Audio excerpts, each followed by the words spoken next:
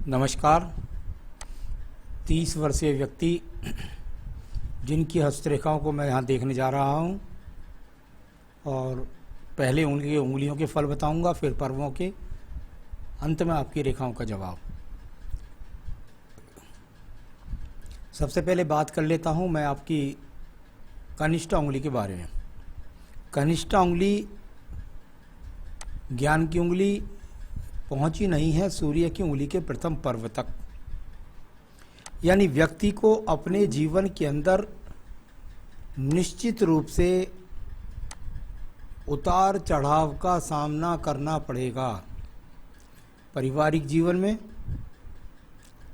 व्यापार नौकरी में, जीवन की अंदर ऊंचाई नीचाई का सामना होता है। ऐसे लोगों का संघर्ष के बाद सफलता मिलती है।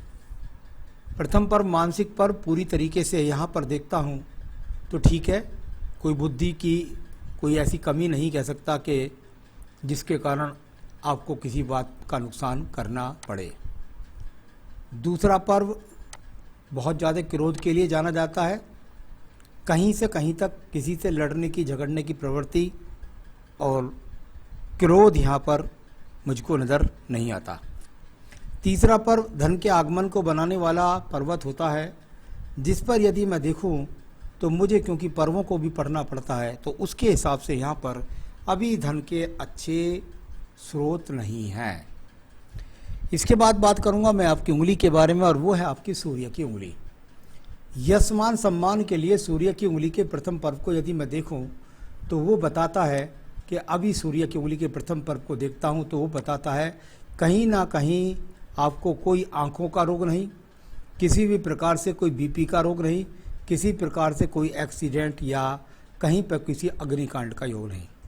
सेकंड पर्वत पर हल्की हल्की माइनस रेखाओं का लगना, व्यक्ति के जीवन के अंदर राज्य सरकार से लाभ का ना मिलना, साथ ही साथ व्यक्ति को अगर अपनी उन्नति तरक्की की बात है तो उसमें अड़चनों का सामना।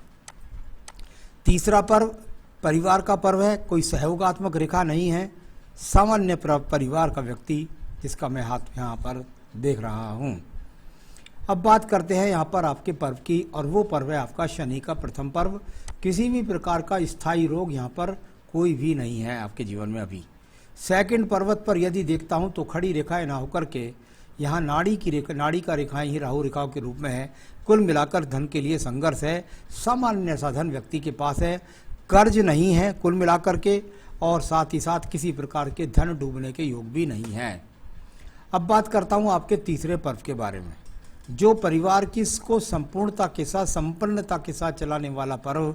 यहाँ पर किसी प्रकार की अच्छी रेखा नहीं है, बस सामान्य रूप से आप अपने घर का संचालन कर लेते हैं। अब बात करते हैं इसके बाद में आपकी उंगली के बारे में, और वो उंगली है यहाँ पर आपकी बृहस्पति की उंगली। अपने खान पान के प्रति सावधानी रखें। कभी कभी ऐसा भी देखने में आता है कि गलत खान पान के कारण व्यक्ति का पेट बहुत खराब रहता है। अभी कोई शुगर कोलेस्ट्रॉल जैसी स्थिति तो मैं नहीं बोल सकता, लेकिन कुल मिलाकर खान पान पर नियंत्रण रखें। किसी प्रकार के गलत खान पान का शिकार हो सकते हैं, उससे बच करके रहें। पर्वत सेकंड पर पत्नी के सहयोग के लिए जाना जाता है। या ना तो सहयोगात्मक रेखाएं हैं और ना ही यहाँ पर नेगेटिव रेखा है, यानी पत्नी के साथ झगड़े झंझट भी नहीं, प्रेमिका के साथ किसी तरह का अलगाव भी नहीं, और सामान्य रूप से ही आपका प्रेम संबंध अभी यहाँ पर कहीं भी मतलब पत्नी से झगड़े झंझट का तो योग कहीं पर रेखा नहीं है। अभी विवाह नहीं हुआ है, इसलिए उसको बोल भी नहीं सकते। तीसरा पर्व भी यहाँ पर भी अभी रेखाएं बनी नहीं है संतान योग की, वो भी बन जाएंगी धीरे धीरे। आइए बात करता हूँ आपके बुध पर्व के बारे में। जहाँ कनिष्ठा उंगली छोटी है वहीं पर बुध पर्वत की रेखाएं एक दूसरे के साथ संग्राम सा करती नजर आती हैं, यानी बिखराव रूपी रेखाएं एक दूसरे को काट कर चलें, छोटी बड़े रूपों में इतर तितर बितर हो जाए तो व्यक्ति के पास धन भी व्यक्ति का तितर बितर हो जाता है। यानी कि जो धन की एक रूपता है वो कहीं लगातार बनती नजर नहीं आती। धन के लिए संघर्ष आपका अभी जारी है, इस बात को बताने वाला ये आपका बुध पर्व। अगर सूर्य पर्व की बात देखते हैं तो सूर्य पर्व भी पूरी तरीके से एक तरीके से यहाँ अस्त रूपी समझ में आ रहा है। कोई रेखा हल्की फुल्की सी जाए और वो सूर्य पर्व तक पहुंचने का प्रयास करे तो इस रेखा का क्या अर्थ हुआ? कुछ भी नहीं। ये सिर्फ अस्त रेखाएं हैं। आपके जीवन में ये रेखा यदि मजबूती से बनेगी तो निश्चित रूप से आप समझ लीजिए उस समय यश, सम्मान और कीर्ति की तरफ जा रहे हैं। आइए बात करता हूं मैं इसके बाद आपके भाग्य के पर्व के बारे में। जहां भाग्य पर्व की ये एक रेखा है और साथ में भी दूसरी राहु के पर्वत की तरफ से भी लगने वाली रेखाएं दिखाई पड़ती हैं। यानी ये अपने आप में ऐसा व्यक्ति कभी कभी झटके के धन के लिए भी प्रयास कर सकता है। यानी कहीं ऐसा हो भी जाए और कभी कभी हो भी ऐसा जाता है कि अचानक से व्यक्ति 5, 7, 10 हज़ार 20 हज़ार रुपये महीना कमाने वाला अचानक से 40, 50 हज़ार रुपये महीना कमा जाए, तो ऐसे झटका आपके जीवन में लग सकता है। यहाँ शनि पर्व, भाग्य पर्व इतना अस्त नहीं है। कुल मिलाकर आप प्रयास करें तो आपको सफलता प्रत्येक क्षेत्र में मिल जाएगी। अब बात करता हूं मैं आपके बृहस्पति के पर्व के बारे में। यहाँ स्पष्ट सा चतुर्भुज अभी तैयार है, यानी कि घर का मकान आपके पास में निश्चित है कुल मिलाकर के, और उस मकान में आप यहाँ पर रह रहे होंगे। अच्छी संपन्नता वाले चतुर्भुज और त्रिभुज जो आपके लिए बनने वाले हैं वो अभी यहाँ पर बने नहीं हैं, उसमें अभी समय आपको लगने वाला है। हृदय रेखा, हृदय रेखा, हृदयांगिनी रेखा, पत्नी की रेखा, मन की स्थिति की रेखा, शरीर के रोगों की रेखा, साथ ही साथ जीवन के अंदर किसी की मदद करेंगे या नहीं करेंगे, इस तरह की रेखा के रूप में माना जाता है। आपकी हृदय रेखा को यदि मैं देखता हूं तो लगभग डबलिंग करती सी चलती है। कुछ हल्की हल्की सी रेखाएं लगती हैं। कोई विशेष रूप से रोग नहीं है शरीर के अंदर। किसी प्रकार से पत्नी के अलगाव का चिन्ह भी नहीं है। हाँ, ये बात जरूर है, आप किसी की मदद नहीं कर पाते हैं और कोई आपकी मदद भी नहीं करता है। तो मैं इसको कुल मिलाकर बस इतना कह सकता हूँ कि मन के अंदर कई निराशा वाले भाव जरूर लगते हैं कि मन के अंदर निराशा है, कुछ मन में बेचैनी है, उसको दिखाई देता। बाकी कोई खराब रेखा यहाँ पर नहीं है। बात करते हैं आपके मंगल पर्व के बारे में। मंगल पर्व कर्म रूपी पर्व, ये कर्म रूपी पर्व, और यहाँ पर रेखाएं देखता हूँ तो लगातार बनती सी नज़र आती हैं। ये रेखाएं बहुत ज़्यादा यहाँ से काटने का प्रयास करती हैं, आयु रेखा तक को काटने का प्रयास करती हैं। यानी इनको मैं कुल मिलाकर ये तो कह सकता हूँ कि व्यक्ति निरर्थक नहीं है, निश्चित रूप से काम करना चाहता है और काम की सफलता उसको जीवन में मिलती नहीं है, ये दूसरी बात है। लेकिन ये कार्य करने वाली रेखा है। आप काम के कितनी सफलता प्राप्त करेंगे आपकी भाग्य रेखा बताएगी। अब बात करता हूं मैं आपकी बुद्धि रेखा के बारे में। बुद्धि रेखा और जाकर के चंद्र पर्वत के साथ संबंध बनाती है। सबसे पहले तो ये देख लीजिए, यानी कि जब तक आप अपना अच्छा संबंध चाहते हैं, अच्छे धन के आगमन चाहते हैं, तो आपको घर से दूर जाना पड़ेगा।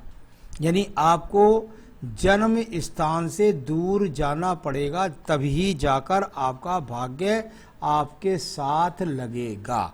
तो ये इस तरह का है। साथ ही साथ कुछ रेखाएं यहाँ पर इस तरह की दीप सा बनाती हैं। अभी दीप तो नहीं कह सकता, लेकिन ये बन ना जाए दीप।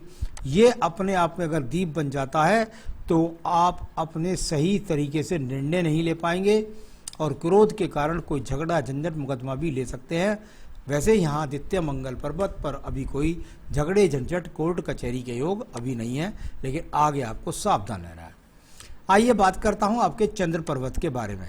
जैसा कि मैंने ऊपर गलत खान पान के बारे में कहा, ऐसे ही मैं यहाँ से भी कहता हूँ। कोई डिप्रेशन के योग नहीं है, लेकिन संगत के कारण या पान, गुटखा, तंबाकू या गलत संगत में बैठना, खान पान करना, ऐसे संकेत यहाँ नज़र आते हैं। उनसे आपको स्वयं तय करना होगा कि कितनी दूरी बनाकर आपको रहना है। चलिए अब बात करते हैं आपके पास व्यापारिक या बुध पर रेखा के बारे में। कोई बुध रेखा नहीं है, कोई व्यापारिक रेखा यहाँ पर नहीं है। इसके बाद में बात करता हूँ आपकी भाग्य रेखाओं के। अभी इस भाग्य रेखा की बात करते हैं। सबसे पहले ये जो आपकी बुद्धि रेखा के साथ जाकर मिलती है, ये लगभग 35 वर्ष तक जाती है। यानी ये आपके 35 तक, आपके जीवन में 35 वर्ष तक आपका जुड़ाव अपने परिवार से, आपकी जगह से रहेगा। यहाँ से एक दूसरी रेखा का उदय होता है, भाग्य रेखा का ये, और एक ये दूर स्थान से जुड़ करके चलने वाली रेखा का संबंध भी बनता है। यानी जब मैं आपसे बात कर रहा हूँ, इसके बाद आपके जीवन के अंदर आपके अंदर योजना बनेगी और उस योजना से आप धीरे धीरे दूर स्थान से जुड़ेंगे और फिर उसके बाद आप उन्नति तरक्की की तरफ चलेंगे। इस तरह की इस रेखा का यहाँ भाग्य रेखा से फल माना जाता है।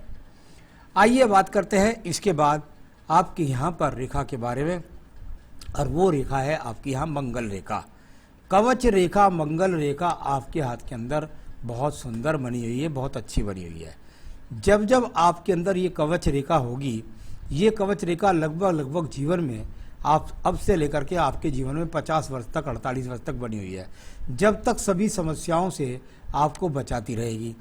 आयु रेखा की यदि ये बात करता हूँ तो ये आयु रेखा जाकर के आपके जीवन के अंदर लगभग पहुँच जाती है 77-78 वर्ष तक। कुछ परिवार से भी संपत्ति मिली, कुछ परिवार का सहयोग भी मिला, बहुत मजबूत नहीं पर मिला अवश्य। तो ये इस तरीके से यहाँ पर्वत शुक्र पर्वत देख लेते हैं। शुक्र पर्वत पर किसी भी प्रकार का कोई त्रिभुज नहीं है, कोई चतुर्भुज नहीं है, कोई त्रिशूल नहीं है, कोई घड़े का चिन्ह नहीं है, कोई कवच का चिन्ह नहीं है, यानी किसी प्रकार का कोई यहाँ पर आपको बहुत अच्छी लग्जरियस जीवन नहीं दिखता। यहाँ पर जीवन के संसाधनों को बनाने के लिए खड़ी हुई रेखा है। आप प्रयासरत हैं कैसे मेरे संसाधन जीवन में बन पाए।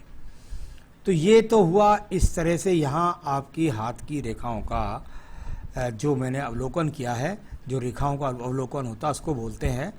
पर जब रेखा की सवालों का जब होता है तो उसमें अलग अलग पक्ष होते हैं।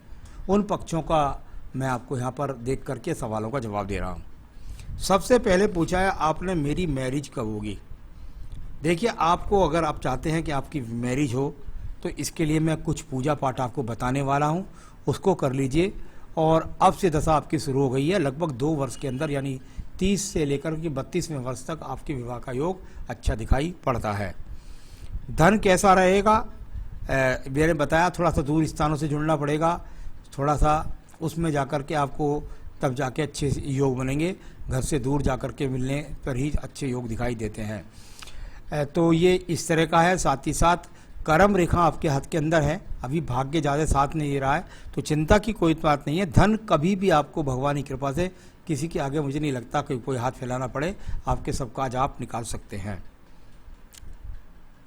खुद का घर की जब आप बात करते हैं तो आपकी कमाई के द्वारा बनने वाला जो मकान है उसके अभी, क्योंकि हस्तरेखा को 5 साल से ज़्यादा नहीं बोल सकते, तो अभी 5 साल में आपके द्वारा मुझे घर बनने के योग कहीं नज़र नहीं आ रहे। बच्चे कितने होंगे, लड़का होगा या लड़की होगा, आपके हाथ से हम पता लगा सकते हैं कि आपको संतान होगी। तो संतान योग तो दिखाई देती है आपके हाथ से 3 मुझे। जहाँ तक संतान का योग से और संतान में लड़का लड़की कितना होगा ये पत्नी के हाथ से पता लगता है, आपके हिसाब से पता लगता है केवल संतान होंगी। तो ये तो हुआ सब। लेकिन यदि आप चाहते हैं विवाह हो जल्दी से, आपका मकान भी बने, आपकी सभी इच्छाएं जल्दी से जल्दी पूरी हों, तो कुछ पूजाएं बता रहा हूँ, इनको जरूर करिएगा, इससे आपको काफ़ी लाभ मिलेगा। एक तो पुखराज रत्न आप जल्दी से जल्दी इस उंगली के अंदर धारण कीजिए। पुखराज रत्न यहाँ धारण करेंगे तो आपका विवाह जल्दी से जल्दी होगा, संतान सुख मिलेगा, वैवाहिक सुख मिलेगा, धन सम्मान मिलेगा, उन्नति मिलेगी, काम अच्छा चलेगा। तो यहाँ पुखराज आपका आजीवन रत्न बनता है। तो पुखराज मैंने साथ में पढ़िए संकट नाशन गणेश स्रोत रोजाना। संकट नाशन गणेश स्रोत का रोज पाठ करें और ओम ब्रह्म बृहस्पते नमः, ओम ब्रह्म बृहस्पते नमः, इसकी 3 माला का जाप नित्य करें। ये कर लीजिए अगर आप चाहते हैं अपने जीवन की सभी इच्छाओं को पूर्ण करना। नमस्कार।